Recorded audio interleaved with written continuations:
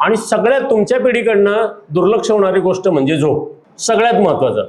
आणि तुमच्या माहितीसाठी सांगतो, पुढे मी जे बोलणार आहे त्याचं हे पूर्व हे आहे. आत्महत्येचा विचार, depression, mood instability, anxiety neurosis, improper stress management ह्या फक्त कमी झोपेच्या ऐवजी चांगली झोप केली तर इम्प्रूव्ह होतात. माझं एक 350 बेडचं रिहॅबिलिटेशन सेंटर आहे आणि 70 बेडचं वेलनेस सेंटर आहे. ढिगाणी गर्दी असते तिथे. तिथे काय सांगतो आम्ही, 10ला झोपा, 6 शिवाय उठायचं नाही. उठले की उन्हात 1 तास बसायचं, त्याशिवाय चहा मिळणार नाही. हे स्टँडर्ड आहे माझ्याकडे तिथे. आलं लक्षात. म्हणजे हे जे आहे झोप, म्हणजे साधारणतः कधी पाहिजे, 8 तास 10 ते 6 रात्री झोप पाहिजे. चांगली झोप येण्यासाठी खोलीतले सगळे दिवे बंद पाहिजेत. संध्याकाळनंतर कमी लाईटचं एक्सपोजर पाहिजे.